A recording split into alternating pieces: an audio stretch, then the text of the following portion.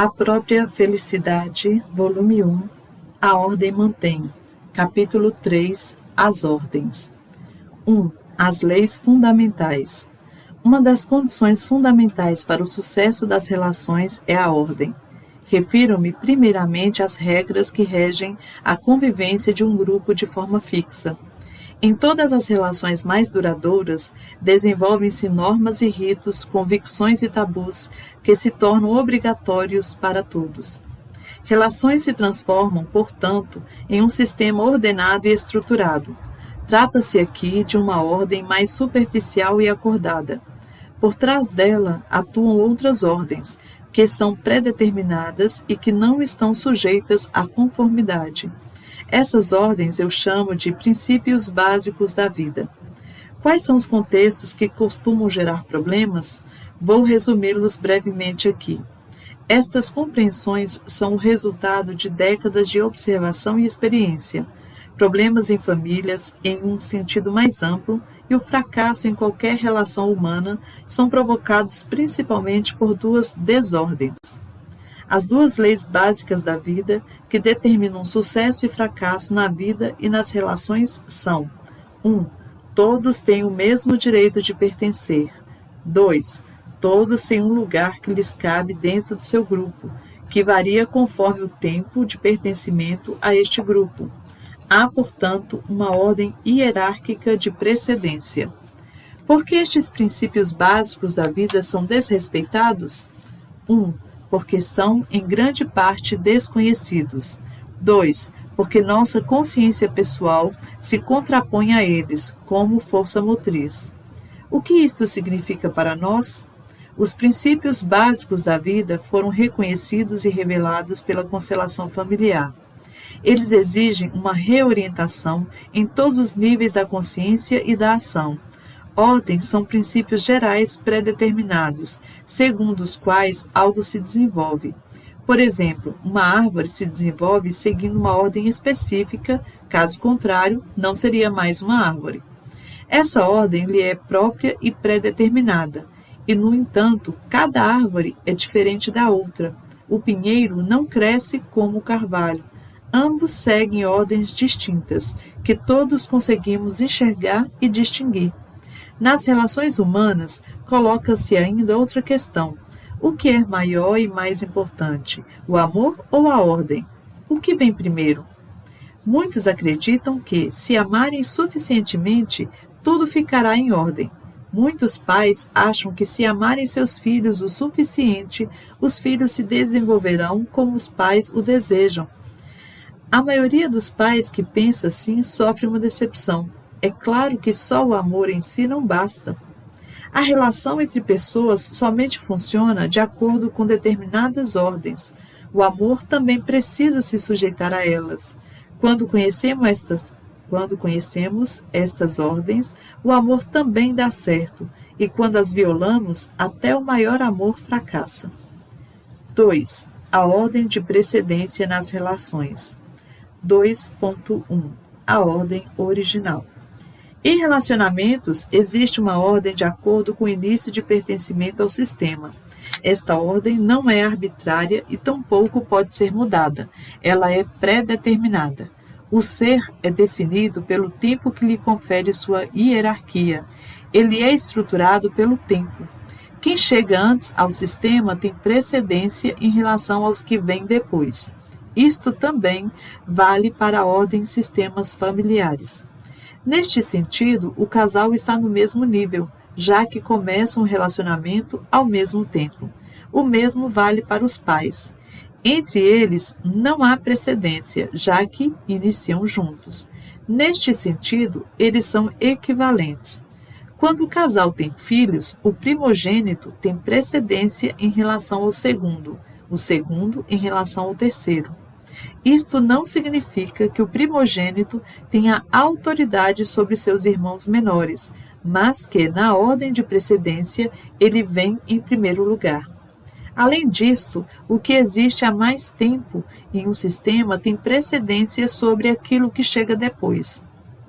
Portanto, o relacionamento do casal tem precedência sobre a paternidade ou maternidade e, claro, Os pais têm precedência sobre os filhos. Quando, em uma constelação familiar clássica, uma família é configurada seguindo esta ordem, por exemplo, em círculo, as pessoas de nível hierárquico menor ficam à esquerda, em sentido horário, das pessoas de hierarquia superior. No dia a dia, respeitar a ordem original, por exemplo, na disposição da família à mesa também possui um bom efeito. Uma boa solução é os pais se sentarem de um lado da mesa, preferencialmente o marido à direita da mulher e os filhos do lado oposto. Primeiro o primogênito, à sua esquerda, o segundo, etc. A hierarquia segue em sentido horário. Outra possibilidade é que o filho mais velho sente à esquerda da mãe. À esquerda dele fica o segundo, depois o terceiro e assim por diante. Esta ordem promove a paz à mesa e reduz conflitos. Há alguns anos, eu casualmente comecei a conversar com uma mulher que tinha 7 irmãos. Ela nunca havia ouvido falar de constelação familiar. Uma vez por mês, todos os irmãos se encontravam para um passeio de bicicleta. Andavam um atrás do outro.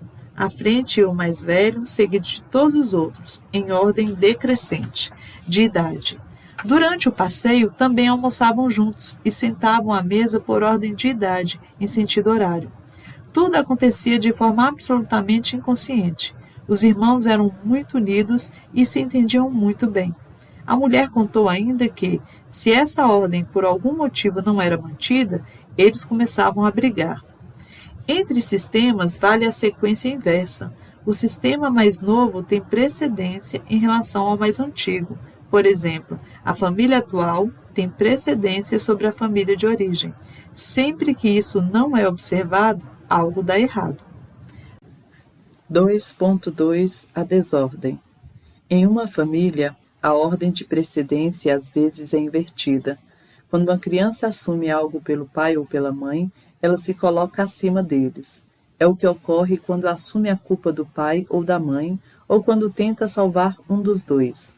Este procedimento viola a ordem de precedência, porque quem tem uma precedência menor nunca pode auxiliar quem tem uma precedência maior. O mesmo se aplica entre irmãos. Na família, todos têm o seu lugar que lhes cabe. Ninguém pode ou deve disputar esse lugar, por exemplo, colocando-se acima ou desejando expulsar a pessoa do lugar dela. Em nossa cultura, a ordem de precedência é frequentemente violada e ignorada sem consideração. Geralmente, isso ocorre sob o pretexto de exercer a liberdade pessoal e o direito de poder se desenvolver de acordo com os próprios conceitos. Todavia, a observação da ordem de precedência é determinante para o sucesso ou fracasso, a vida ou a morte. Ninguém pode infringir este princípio básico da vida sem graves consequências para si e para os outros. Todas as violações da ordem original levam ao fracasso. Há na alma 2 movimentos que se contrapõem: a consciência pessoal consciente e a consciência coletiva inconsciente. Quando, por exemplo, um filho assume algo pelo pai, ele tem uma boa consciência pessoal. Ele sente que ama o pai e que é inocente. No entanto, ao fazê-lo, ele está violando a ordem original, que advém da consciência coletiva inconsciente, também chamada consciência coletiva, que não é regida pela razão ou pela moral usual.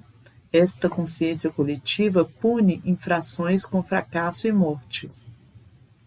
A constelação familiar traz à tona as infrações cometidas às ordens e aos princípios básicos da vida. Para ter êxito na vida, é preciso que essas ordens e princípios básicos da vida sejam restabelecidos. Ok, vamos dar uma paradinha para rememorar o que está sendo dito aqui. E você pulou a primeira frasezinha. Eu pulei? A ordem mantém. Lá no capítulo 3, a ordem mantém. Perdão, o título, sim. A ordem mantém. E eu estou só voltando a isso porque essa é uma ideia muito importante para o conceito de ordem. A ordem mantém, né? E isso a gente pode ver naquela poesia que a gente leu, né? Onde o amor é a água e o jarro é a ordem. Então, a ordem sustenta, a ordem mantém. E é uma das condições fundamentais para o sucesso das relações, e nós observamos que elas existem de maneira profunda e também de maneira cotidiana nas nossas relações, nas leis, naquilo que nós temos de preceitos morais, éticos, legais. Então, as relações humanas podem se transformar num sistema ordenado, estruturado por meio desses chamados princípios básicos da vida, que essa foi a maneira como a Sophie reinterpretou o conceito de ordens do amor, originalmente descoberto, construído por Bert Hellinger. Então, todos os problemas na família, todo o fracasso de qualquer relação humana são provocados por duas razões. Isso tem que ficar claro, feito água, para vocês em todos os momentos. São os dois princípios iniciais, é o direito ao pertencimento, né? E além desse direito de pertencimento, que esse direito de pertencimento também obedece a uma ordem no tempo que também não pode ser invertida. A ordem da hierarquia. O que acontece quando esses princípios são desrespeitados? Por que eles são desrespeitados? Eles são desrespeitados por dois motivos, pelo desconhecimento e porque existe um conflito entre níveis distintos de consciência. Uma coisa é o que diz a minha consciência restrita e outra coisa está dito pela minha consciência profunda, a minha consciência coletiva. Então, observem que na página 26, a gente tem um conceito. Ordens são princípios gerais pré-determinados, segundo os quais algo se desenvolve. Esse é o conceito de ordem. Quando vocês precisarem colocar isso no trabalho, tá? O que é maior e mais importante? O amor à ordem. O que vem primeiro? Sempre vem primeiro a ordem, para que depois o amor possa fluir nas relações. Então, o amor precisa se sujeitar a essa ordem, esses princípios fundamentais da vida. Então, essa ordem não é arbitrária, ela não pode ser mudada, ela é pré-determinada. Nós existimos no tempo, então a nossa existência também está condicionada a essa hierarquia no tempo e se estrutura a partir dessa hierarquia. E a Sophie traz alguns exemplos muito importantes quando ela fala aqui sobre o relacionamento de casal. Então, quando um casal começa um relacionamento, os dois chegam juntos, ou seja, estão no mesmo nível hierárquico de precedência. No entanto, quando eles se tornam pais, né, pai ou mãe, eles, em primeiro lugar, foram casal. E essa precedência precisa ser respeitada para que então possa funcionar esse relacionamento com o filho. E da mesma maneira, precisa ser respeitada essa relação de precedência entre os irmãos. E no caso é importante a gente salientar que não são apenas os irmãos vivos, mas também são os mortos e os natimortos, né? Ou abortados também. Então, todos esses têm uma ordem que não dentro da hierarquia familiar.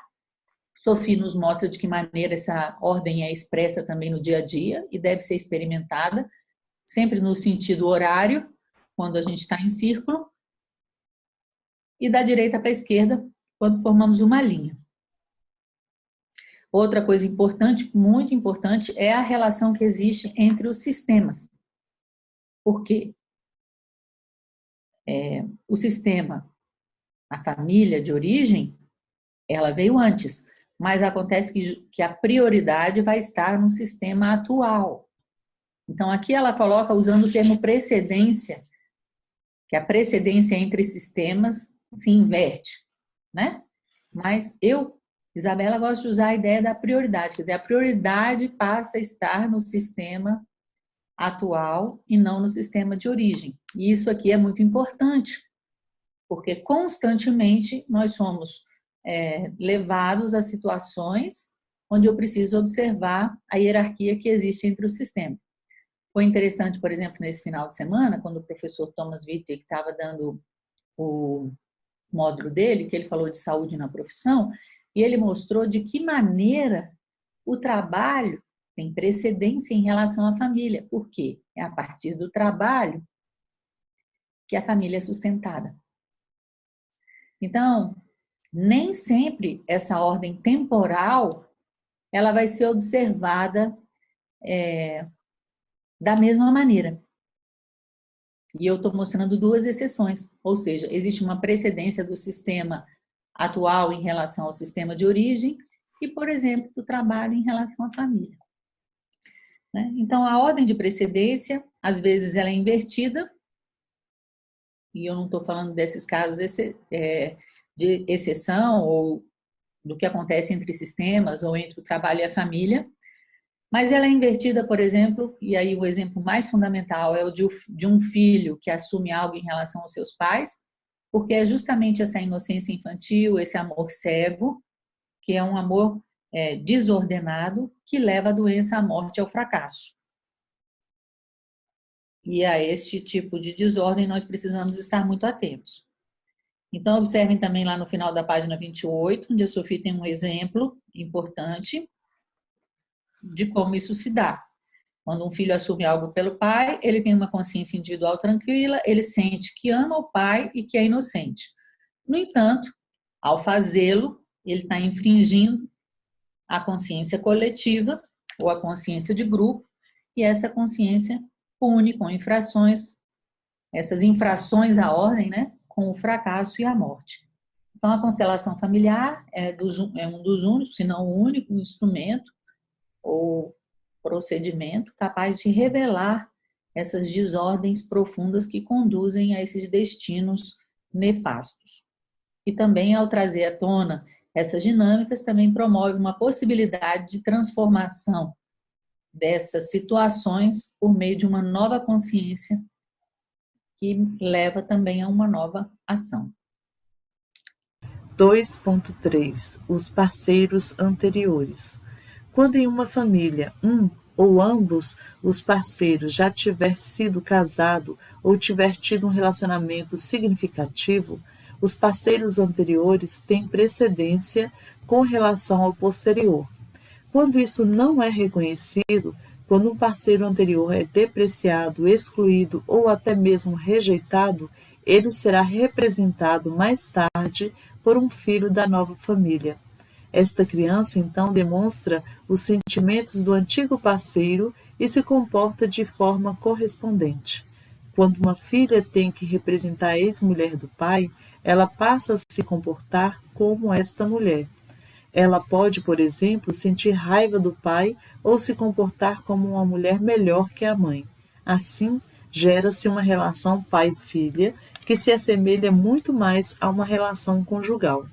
Se, em contrapartida, a ex-mulher for vista, respeitada e acolhida no coração da nova família, a filha não precisará mais representá-la e a ordem original é restabelecida. 2.4 A ordem de precedência nas famílias reconstituídas. Qual é a ordem correta em famílias reconstituídas quando os pais já tiverem sido casados anteriormente e têm filhos destes relacionamentos anteriores e filhos comuns? Quem vem em primeiro lugar? Os filhos do homem ou da mulher, frutos de relacionamentos anteriores, já estavam nesse sistema antes de o novo parceiro chegar. Portanto, eles têm precedência em relação ao novo parceiro e aos filhos da nova relação. Isso precisa ser reconhecido pelos filhos do novo relacionamento. O novo parceiro, tampouco, pode exigir que tenha preferência em relação aos filhos do relacionamento anterior. Isso gera conflitos. Quando esta hierarquia é reconhecida, o homem ou a mulher podem se dedicar com mais facilidade ao novo parceiro. Esta é a condição para que a nova relação tenha chance de dar certo. Em um próximo passo, o homem ou a mulher tem que dizer ao novo parceiro: somente você é responsável pelos seus filhos do relacionamento anterior, eu não sou. Eu não vou cuidar deste assunto. E aos filhos devem dizer: eu sou somente o marido, a mulher, da sua mãe, do seu pai. A sua mãe e seu pai continuam sendo os responsáveis por vocês. Desta forma, o outro progenitor não é excluído e a relação dos filhos com sua mãe e pai permanece assegurada. O novo parceiro não precisa se preocupar com eles. Por isso, não se deve exigir dele que cuide desses filhos. Talvez ele o faça por amor. Quando se mantém atento a esta ordem, cada um ocupa o lugar certo. Assim, a família reconstituída funciona. 2.5. A ordem de precedência entre a família anterior e a posterior. Há ainda outra ordem de precedência, a que existe entre as famílias. Aqui ocorre o inverso. A nova família tem precedência em relação à anterior. Quando alguém casa, esta pessoa constitui uma nova família, e esta tem precedência sobre a sua família de origem. Por isso, um novo relacionamento somente dá certo se ambos se separarem de suas famílias de origem. Quando o homem diz à mulher ou a mulher diz ao homem: meus pais vêm em primeiro lugar, a relação fica comprometida. Quando em um relacionamento o homem espera um filho de outra mulher, inicia-se com esta mulher uma nova família, e esta tem precedência sobre a família anterior. É preciso que o homem se separe da sua primeira mulher e fique com a nova parceira. A primeira mulher e os filhos pagam um preço alto por isso. No entanto, qualquer outra solução terá consequências muito piores. É claro que o homem continuará responsável pela sua primeira mulher e pelos filhos comuns, mas eles não podem esperar que ele abandone a segunda mulher e volte para eles. Quando alguém se separa da sua família por ter encontrado um novo parceiro, isto ainda não constitui uma nova família que tenha precedência sobre a anterior. Uma nova família somente é constituída quando houver um filho desta relação. 2.6. Outras ordens entre homem e mulher. Em uma relação conjugal, homem e mulher são equivalentes em relação à família de origem. No entanto, as constelações familiares frequentemente mostram que o homem vem em primeiro lugar, não por ser melhor, mas porque a família depende dele pela função que exerce. Este é o caso quando ele sustenta a família e a mulher fica em casa. O mesmo ocorre quando é ela quem trabalha e o homem fica em casa. Neste caso, é claro que ela vem em primeiro lugar. Em casa, geralmente, a mulher está no comando, não por ser melhor, mas por possuir outro tipo de força. Ela mantém a família unida. Mulheres estão mais próximas do essencial, daquilo que importa no momento. E em situações essenciais, são elas que estão a postos primeiro. Isto precisa ser reconhecido. Se, em uma constelação, o homem fica à direita da mulher, ela confia nele.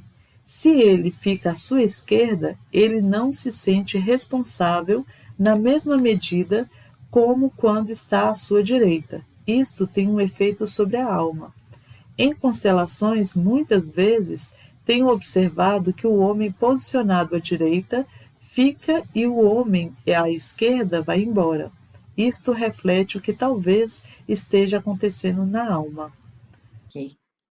Então vamos relembrar ou frisar aquilo que é de mais importante nesses itens. O que acontece, então, no relacionamento entre parceiro atual, parceiros anteriores? Isso significa que os parceiros e os filhos anteriores, eles vieram antes, mas assim que é constituída uma nova família, isso acontece com um filho, essa nova família vai ter precedência. O que acontece quando o vínculo anterior com esse parceiro ou parceira, quando esse vínculo não é reconhecido, geralmente um filho vai passar a representar esse parceiro ou parceira anterior, estabelecendo com o seu pai ou com a sua mãe uma relação onde ele se coloca no mesmo nível do pai ou da mãe, né? Agindo como se fosse uma relação conjugal, que se assemelha a uma relação conjugal. Então, na ordem de precedência entre as famílias, é, por exemplo, necessário observar que um marido de um segundo casamento vai ter que atender, em primeiro lugar, aos filhos. Na prática, o que isso significa? Tem férias. Quem vem primeiro? Os filhos anteriores. Marco primeiro as férias dos filhos, depois eu marco as férias da minha esposa atual, né? Outra coisa importante, quem é responsável pelos filhos são os pais. Nenhum parceiro posterior tem qualquer tipo de responsabilidade. Pode fazer alguma coisa por amor, pode cuidar com amor, pode, mas essa responsabilidade não é deles, eles são apenas a mulher, o marido, o parceiro ou parceira desse pai e dessa mãe. Que mais? É importante. Que outra coisa importante sobre as ordens entre um homem e a mulher? Homem e mulher são equivalentes em relação à família de origem. Mas, nas constelações familiares, muitas vezes mostram que o homem vem primeiro. Por quê? Não é porque ele seja melhor, mas porque a família tradicional, pelo menos como era ela era anteriormente, quem trazia a comida para casa era o homem. Mais uma vez, essa ideia da existência de uma valorização do trabalho, né, em relação à família. Por isso, esse primeiro lugar para o homem. Mas se é a mulher quem trabalha, é a mulher quem sustenta, então ela tem esse lugar. Por exemplo, quando a gente percebeu que em algum momento o Bert Hellinger estava à frente desse trabalho, em algum momento ele deixou essa direção a cargo da Sophie. Então, ela, por exemplo, estaria em primeiro lugar. Né? Em primeiro lugar, que eu quero dizer, pela função que ela exerce, não pela ordem no tempo, mas porque ela passou a exercer essa função, está nesse comando. Outra coisa importante também é observar de que maneira essas ordens elas vão se manifestar em situações diferentes. Então, a Sophie mostra, dentro de casa, é a mulher quem tem o primeiro lugar, pois é ela que cuida da casa, da família, da alimentação, de ser esse fator de agregação da família. No mundo é diferente. No mundo, o homem teria esse primeiro lugar. E outra observação importante para finalizar essa parte, né? Em constelações, muitas vezes observo que o homem posicionado à direita fica e o homem à esquerda vai embora. Né? A professora Angélica Oveira, ela costuma dizer que o homem posicionado à esquerda, o coração fica livre. Né? O coração fica do lado esquerdo, então aqui do lado tem espaço para uma outra mulher, para um outro amor. 3. Os membros do sistema familiar.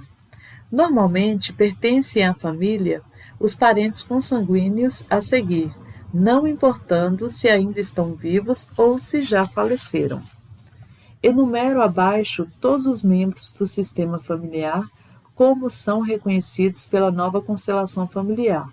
A lista vai muito além da primeira interpretação dada pela constelação familiar clássica. 1. Todos os filhos, também os abortados, voluntariamente ou espontaneamente, natimortos, dados ou esquecidos, meios-irmãos e filhos gerados por doação de esperma, também contam plenamente como membros da família. 2. Os pais e seus irmãos, incluindo os abortados voluntariamente ou espontaneamente, natimortos, dados ou esquecidos, são considerados somente os irmãos biológicos, mas os parceiros e filhos destes não. Os avós e, em poucos casos, os seus irmãos ou meio-irmãos, os parceiros anteriores dos avós também são incluídos. 4. Às vezes são incluídos também um ou outro dos bisavós. De uma família também fazem parte as seguintes pessoas sem vínculo consanguíneo. 1. Todos os que cederam espaço na família para alguém. Por exemplo, companheiros anteriores que deram lugar aos posteriores. Eles também deram espaço para os filhos do relacionamento posterior. Prova de que eles fazem parte é o fato de serem representados pelos filhos do próximo relacionamento, caso não sejam reconhecidos. 2.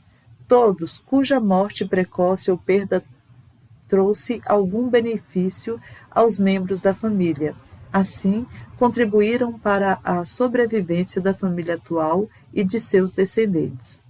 É o que acontece quando alguém morre precocemente e outros herdam seu patrimônio. Se esta pessoa não for vista como pertencente, ela mais tarde será representada por um dos filhos. Muitas famílias, por exemplo, acumularam fortuna à custa de pessoas como escravos, serviçais, etc. Estas pessoas fazem, portanto, parte desta família. Se não forem reconhecidas, mais tarde serão representadas por algum membro da família que foi beneficiada. 3. Se um membro de uma família for responsável pela morte de outros, as suas vítimas passam a pertencer à família. 4. Isto também se aplica de forma inversa, quando há, na família, vítimas de assassinos com os quais não se tem laços de parentesco. Estes assassinos também passam a pertencer à família da vítima. Prova é que, se não forem devidamente reconhecidos como pertencentes, eles serão representados por algum membro da família que sente em si a energia assassina dessas pessoas, mesmo sem saber nada a seu respeito. Nós vamos dar uma paradinha aqui, porque eu quero fazer uma prova, um teste. Aqui a Sophie Hellinger está falando o seguinte, a lista que ela está colocando aqui, das pessoas que fazem parte, os membros do sistema familiar, vai muito além da primeira interpretação dada pela constelação familiar clássica. Eu quero saber, jogo dos 7 erros. O que tem de novo aqui? Primeiro, qual que é a lista anterior e o que tem de novo? Quero saber se alguém sabe. Primeiro, vamos olhar aqui no livro O Amor do Espírito. Já existiam todos os assassinos, inicialmente, eles eram excluídos. Isso é fato, Cris. Mas, na interpretação, por exemplo, que está presente no Amor do Espírito, já existem os laços existenciais. Doação de espermas. Muito bem. Doação de esperma. Então, todos os filhos, mesmo abortados, no começo, assim como os assassinos, não se consideravam os abortados, né? Filhos gerados por doação de esperma. Muito bem. Vamos dar uma olhada na lista original, por favor. Vamos lá. O Amor do Espírito na Hellinger Ciência. Vou procurar aqui. Sistema familiar. Quem pertence ao sistema familiar? Os filhos. Estou lendo aqui do Amor do Espírito. Os filhos. Portanto, nós mesmos e nossos irmãos e irmãs, não somente os que vivem, mas também os natimortos, os abortados e, frequentemente, também os abortos espontâneos. Olha aqui, frequentemente, aqui ela já está falando. Tanto faz, espontâneo ou não. Tá? Filhos ocultados, filhos dados. Nível acima dos filhos. A este nível fazem parte os pais e seus irmãos biológicos. Aqui também todos os irmãos e irmãs deles, mas como eu já enumerei antes, para os filhos. Também os parceiros anteriores dos pais. Tá certo? Também, no próximo nível acima dos pais, os avós, mas sem seus irmãos. Aqui ela já está falando os avós e, em poucos casos, os seus irmãos ou meio-irmãos. Parceiros anteriores dos avós também estão incluídos. Tá? Isso também já estava lá, parceiros anteriores. Bisavós. Um ou outro dos bisavós. Isso já estava presente também. Depois vem os laços existenciais. Todos que deram espaço na família para alguém, né? Todos cuja morte precoce ou perda trouxe algum benefício para a família. Assassinos e vítimas. assassino vai participar da família da vítima e vítima vai participar da família do assassino. Então, todo mundo vai saber de cor quem pertence a um sistema familiar. Eu sempre sugiro, comecemos por mim, meus irmãos, abortados espontaneamente ou não, natimortos, doados, né? Com a linha dos irmãos. Depois, a linha dos pais, seus irmãos, incluindo os abortados, natimortos, né? Os avós, alguns casos, seus irmãos, meios irmãos, os seus parceiros anteriores e também algum outro bisavô. Mas, lembrando que mesmo que essas sejam as pessoas reconhecidas dentro de um sistema familiar, muitas vezes o nosso trabalho nos leva a muito mais gerações, 6, 8 gerações. Então, essas são as pessoas que influenciam mais diretamente, mas eventualmente a gente também tem efeitos transgeracionais muito mais. 4. O direito ao pertencimento. Todos os membros de uma família têm o mesmo direito de pertencer a ela. Quando este pertencimento é negado a um membro da família, isto causa uma desordem com repercussões de longo alcance. Cito apenas alguns exemplos. 1. O exemplo mais claro é quando um membro da família é assassinado. A forma mais comum de fazer isto é por meio do aborto. Não importam quais sejam as justificativas, um aborto sempre tem consequências graves, principalmente para a alma da mãe e também para os irmãos. Na constelação familiar clássica, filhos abortados ainda não tinham relevância. Eles somente passaram a ser incluídos posteriormente, com a evolução da constelação familiar. 2. Outra forma de exclusão é quando um filho é doado ou dado em adoção, ou quando um filho de outro relacionamento é ocultado. O mesmo se aplica a filhos abortados às escondidas. 3. Quando um membro da família é excluído porque a família sente vergonha dele, por exemplo, uma criança com uma grave deficiência ou um membro da família que se converteu a outra religião ou que cometeu alguma transgressão. 4. A constelação familiar mostra que filhos esquecidos que não são mencionados também fazem parte. É o que ocorre com natimortos, com filhos que morrem precocemente, como os abortados espontaneamente ou que morrem no ventre da mãe. Todos são contados, conforme a hierarquia. 5. As consequências da exclusão. Quando um membro é excluído, ocorre um movimento na família. Muitos problemas familiares surgem a partir desta violação da ordem. A igualdade de direito ao pertencimento é determinada e aplicada por uma força maior. O membro excluído ou esquecido é representado por outro, até que seja trazido de volta à família e possa ocupar o lugar que lhe cabe. A pessoa excluída toma posse de um membro da família sem que este o perceba. Este membro também se sente, então, excluído e se comporta como a pessoa representada. Ele assume os sentimentos e sintomas do membro excluído e, por fim, até seu destino. É o que se chama emaranhamento. Durante a constelação familiar, esse emaranhamento vem à tona. Ele pode ser revogado quando o membro excluído é trazido de volta à família e pode ocupar o seu devido lugar. Normalmente, o emaranhamento toma posse de um membro familiar que não foi responsável pela exclusão. Embora seja inocente, é escolhido por uma outra força para exercer esta função. Frequentemente, é alguém da próxima geração ou da seguinte. Portanto, são responsabilizados não somente aqueles a quem cabe restabelecer a ordem, mas também seus descendentes. Neste sentido, o emaranhamento é impessoal. Ele apenas olha para a completude e deseja o restabelecimento da ordem. O que foi separado deve ser unido novamente. Então, vamos fazer aqui algumas considerações sobre esse que é o direito fundamental. Eu me lembrei, né, da Constituição, Direitos Humanos, Direitos Fundamentais. Todos os membros de uma família têm o mesmo direito de pertencer.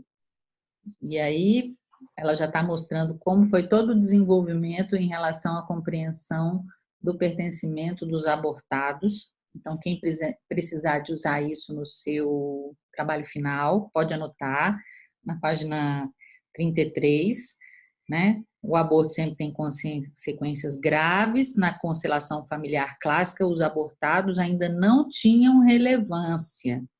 E eles só passaram a ser incluídos posteriormente. Então, aqui tem essa justificativa. Outra forma de exclusão: doação, quando alguém é ocultado, ou quando existe um aborto às escondidas, quando há uma vergonha sobre o destino de um membro familiar, quando se esquece de falar de algum filho, ou, por exemplo, quando tem um filho que morre, o outro ganha o mesmo nome do filho anterior. Isso é uma maneira também desse filho ser excluído. Uma maneira de se excluir, falar mal, né? Não falar mal. E outra coisa importante vocês perceberem também, aqueles que morrem espontaneamente no ventre da mãe. Então, isso foi uma descoberta da Sophie, essa influência dos irmãozinhos gêmeos, né? Que nós não temos nem sempre acesso à informação objetiva. Isso precisa ser verificado dentro de uma constelação e sempre, pessoal, com o devido respeito e humildade, porque ninguém pode afirmar: eu tinha mais 4 irmãos.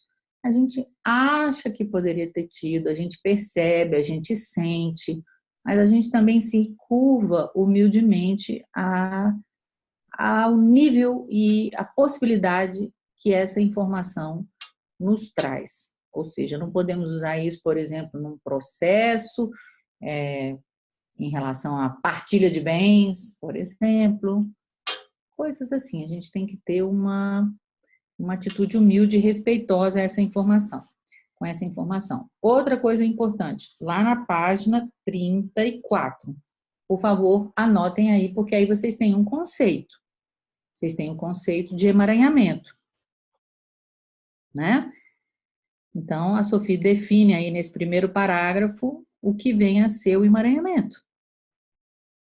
O representante, né, quando uma pessoa posterior vai assumir o destino de uma pessoa anterior e vai se comportar como essa pessoa anterior para que possa se completar esse aprendizado dentro do seio da família. Então, o emaranhamento pode ser anulado quando o membro excluído é trazido de volta à família e pode ocupar o seu devido lugar. Então, o emaranhamento vai atingir um membro da família que não foi responsável pela exclusão. Por que ou por quem ele é eleito? Ele é eleito por uma força maior, né? E o objetivo disso é simplesmente promover, até onde a gente sabe, né? Simplesmente até onde a gente sabe, promover a completude da família e da alma. Então, são responsabilizados, no caso do emaranhamento, não apenas as pessoas originais, mas também os descendentes. Ele não tem um caráter pessoal, ele é impessoal, não é escolhida essa pessoa para sofrer ou para ter um destino difícil, um caráter impessoal, e o objetivo é o restabelecimento da ordem, unir aquilo que foi separado.